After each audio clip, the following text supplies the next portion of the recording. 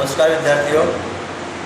कल हमने जो है बालकृष्ण भट्ट के बारे में थोड़ी जानकारी ली थी, थोड़ा सा परिचय जो है देखा था और बालकृष्ण भट्ट के परिचय में देखा था। अभी इनका जो जन्म है वो 3 जून 1844, जन्म जो है जन्म 3 जून 1844, मृत्यु जो है इनकी 30 जुलाई 1914, 30 जुलाई 1914 में इनकी मृत्यु होती है। और ये जो है हिंदी प्रदीप जो है पत्रिका, उसका ये प्रकाशन करते थे और बनारस में जो है ये पैदा हुए थे। कल इनकी जो विषय वस्तु के बारे में हमने देखा था कि इन्होंने किस विषय वस्तु को लेकर के अपनी लेखनी जो है ना चलाई है।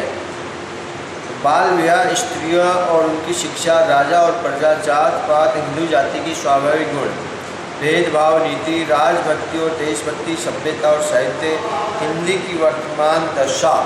देखिएगा कितनी बढ़िया जो है इन्होंने लिखा है, हिंदी की वर्तमान दशा, और वो भी जो है उस दौर में, वो भी उस दौर में जब 1844 लेकर के 1914 के मध्य में जो है, लेकिन 19वीं शताब्दी में इन्होंने जो है हिंदी के बारे में लिखा है कि हिंदी की वर्तमान दशा, यानी जब भी हमारी जो राष्ट्रभाषा जो हिंदी है उसकी क्या स्थिति थी। हिंदी की वर्तमान दशा, कृषकों की दुरावस्था, महिला स्वातंत्र्य, देश सेवा महत्व, हमारा दास्य भाव, ग्राम्य जीवन, आँख। देखिएगा कितनी छोटी जो चीज़ है आँख। आपको पता है कि आँख जो है, उस आँख का हमारे शरीर में कितना महत्व है। यानी आँख जो अंग है, उस आँख अंग का हमारे शरीर में कितना महत्व है। यानी 1 सेकंड के लिए या 1 मिनट के लिए आप जो है अपनी आँखें बंद करके और सोचें कि जीवन में आँखों का कितना महत्व है। आँखें बंद करके और देखें कि जिनके आँखें नहीं हैं वो अपना जीवन कैसे जो है ना जी पाते हैं। और आँख एक ऐसा संवेदनशील जो है अंग है, अगर इसमें तिनका छोटा सा जो है मिट्टी का कण भी अगर आँख में चला जाता है तो आँख में से जो है ना आंसू टपकने लगते हैं।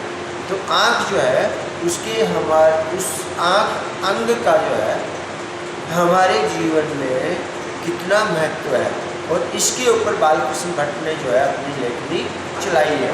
यानी बालकृष्ण भट्ट ने जो है सामाजिक जो कुरीतियाँ हैं, सामाजिक कुरीतियाँ, उन कुरीतियों के ऊपर भी अपनी लेखनी चलाई है। और छोटी सी छोटी जो विषय वस्तु है उस पर भी लेखनी चलाई। जैसे आँख है, आँख पे ज़्यादातर विद्वानों ने नहीं लिखा है। आँख है, कान है, कान जो है अभी लगता है देखने को तो कान है, लेकिन कान कितना सेंसिटिव पार्ट है। कल्पना करो दोनों कानों में जो है अंगुली दे करके और दूसरा जब बोल रहा तो आपको कितना असहज महसूस होगा। ये जो है हमारी छोटी छोटी जो विषय वस्तु है, इसका जो है महत्व जो है बालकृष्ण भट्ट ने समझाया है। आँख है, कान है, नाक है, खटका है, ईश्वर भी क्या ठटोल है, ये इनका एक व्यंग्यात्मक है। ईश्वर भी क्या ठटोल है, नए तरह का जुनून इत्यादि विषय वस्तु पर उन्होंने अपनी लेखनी चलाई है, रचना लिखी है। निबंधों में भट्ट जी ने गंभीर विषय को तर्क सम्मत शैली द्वारा स्थापित किया है। देखिएगा निबंधों में गंभीर जो विषय है, निबंधों में गंभीर जो विषय है, उस गंभीर विषय को बालकृष्ण भट्ट जी ने तर्क शैली द्वारा अपनी बात को स्थापित किया है, यह निबंध में बताया। देखिएगा यहाँ जो है ना सिर्फ कह दिया, अच्छा मैंने ये बात कह दी इसलिए आप लोग इस बात को मान लें, नहीं। बालकृष्ण भट्ट ने कोई गंभीर विषय जो है लिया है और उस गंभीर विषय को तर्क के माध्यम से तर्क देते हैं, नहीं ये है, तर्क देते हैं और तर्क शैली के माध्यम से अपनी बात को स्पष्ट करते हैं। उनके सभी निबंधों में उनकी यह शैली और मौलिक स्वस्थ विचार सरणी का परिचय मिलता है। वे किसी भी विषय का सूक्ष्म विश्लेषण करते हुए अपना स्वतंत्र मत स्थापित करते हुए निष्कर्ष की प्रतिष्ठा करते हैं। यानी बालकृष्ण भट्ट जो है वो सूक्ष्म से सूक्ष्म जो विषय वस्तु है, उस सूक्ष्म से सूक्ष्म विषय वस्तु पर भी अपना जो है स्वतंत्र मत जो है स्थापित करते हैं। स्वतंत्र जो है विचार, स्वतंत्र विचार स्थापित करते हैं और निष्कर्ष तक पहुँचते हैं, यानी अंतिम कड़ी तक पहुँचते हैं या कंक्लूजन तक पहुँचते हैं। प्रत्येक तथ्य की परत दर परत जो उद्घाटन करते हुए आम जनता की भाषा में अभिव्यक्ति करने की सामर्थ्य के कारण ही भट्ट जी का हिंदी निबंध परंपरा में सराहनीय योगदान है। एक सूत्रता, क्रमबद्धता, प्रभावपूर्णता, व्यक्तित्व की छाप और भाषा का प्रयोग भट्ट जी के निबंध लेखन की अन्यतम विशेषता है। अगर आपसे पूछा जाए परीक्षा में कि बालकृष्ण भट्ट के निबंधों की शैली के बारे में बताइए या बालकृष्ण भट्ट के निबंधों की विशेषताओं के बारे में बताइए, तो ये जो मैं आपको बता रहा हूँ ये तर्कपूर्ण शैली के माध्यम से या अपना स्वतंत्र विचार रखना या निष्कर्ष तक पहुँचना या निबंधों की एक सूत्रता जो है वो है निबंधों की क्रमबद्धता है। क्रमबद्धता मानी आपने एक जो है ना ऊपर वाक्य लिखे, 5 वाक्य लिखे या निबंध लिखना प्रारंभ किया, लेकिन गाय का भैंस के नीचे भैंस का गाय के नीचे, विचारों की जो है तारतम्यता, विचारों की तारतम्यता या विचारों की जो क्रमबद्धता है वो क्रमबद्धता नहीं हो, टूट जाए, लगेगा कि अभी लिखो क्या कुछ और कर रहा था अभी कुछ और कह रहा है। तो भट्ट जी के निबंधों में जो है हमें एक सूत्रता मिलती है, क्रमबद्धता जो है मिलती है, प्रभावपूर्ण है उनके निबंध हैं और व्यक्तित्व की छाप और भाषा का प्रयोग भट्ट जी की निबंध लेखन की अन्यतम विशेषताएं हैं। आचार्य रामचंद्र शुक्ल ने अपने हिंदी साहित्य के इतिहास में भट्ट जी को अंग्रेजी गद्य साहित्य के प्रोदा लेखक मतलब आचार्य जो है रामचंद्र शुक्ल जो है वो निबंध के क्षेत्र में अग्रणी स्थान रखते हैं या सर्वोच्च स्थान रखते हैं।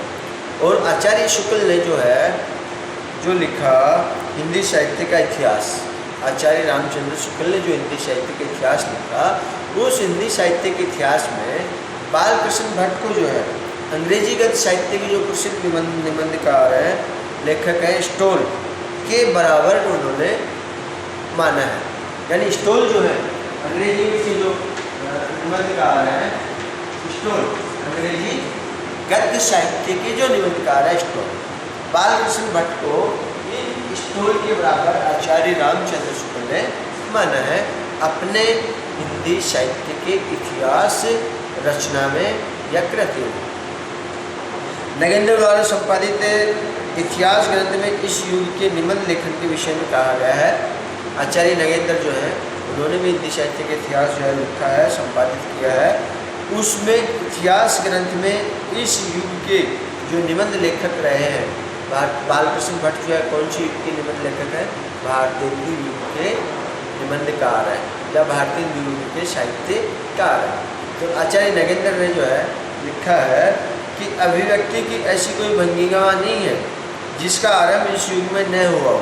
यानी अभिव्यक्ति की ऐसी कोई भंगिमा या शैली नहीं है जिसका आरंभ इस युग में न हुआ हो। सत्य तो यह है कि आगे चलकर द्विवेदी युग में निबंधों के क्षेत्र में किसी नवीन परंपरा का सूत्रपात नहीं हुआ। यानी भारतेंदु युग के बाद में जो है निबंधों की जो अगला जो युग है हमारा वो है द्विवेदी युग। यानी द्विवेदी जो है भानु प्रसाद द्विवेदी जो है उनके नाम से इस युग को जाना जाता है निबंध में। तो द्विवेदी युग में कोई अन्यत्र जो निबंध शैली है, इस अन्यत्र निबंध शैली का कोई सूत्रपात नहीं हुआ। सभी निबंध शैलियों का जो है प्रारंभ जो है भारतेंदु युग में हो गया था। और ऐसा कौन लिखते हैं? HR डॉक्टर नगेंद्र जी जो है अपने हिंदी साहित्य के इतिहास जो है संपादित रचना है उसमें वो लिखते हैं। तो ऐसी कोई परंपरा का सूत्रपात नहीं, परंपरा का सूत्रपात द्विवेदी युग में नहीं हुआ। अभिव्यक्ति सौंदर्य की यह विशेषता भट्ट जी के निबंधों के विषय में भी 100% सही है। भट्ट जी संस्कृत हिंदी के साथ साथ अंग्रेजी भाषा के भी श्रेष्ठ जानकार थे। संस्कृत और हिंदी तो जानते ही जानते थे, इसके अलावा संस्कृत भाषा के जो है श्रेष्ठ जानकार थे। भट्ट जी हिंदी के उत्थान और विकास के लिए सचेत और चिंतित रचनाकार थे। भट्ट जी हिंदी के उत्थान के लिए और विकास के लिए सचेत और चिंतित रचनाकार थे। और यही कारण है कि भट्ट जी ने उस दौर में 1844 से लेकर के 1914 के दौर में जो है हिंदी की वर्तमान दशा दिशा के ऊपर उन्होंने अपने विचार जो है प्रकट किए। तो वो सचेत लेखक थे, एक सजग जो है रचनाकार थे। अपने जो कर्तव्य थे साहित्यकार होने के नाते उन कर्तव्यों का उन्होंने बखूबी जो है पालन किया।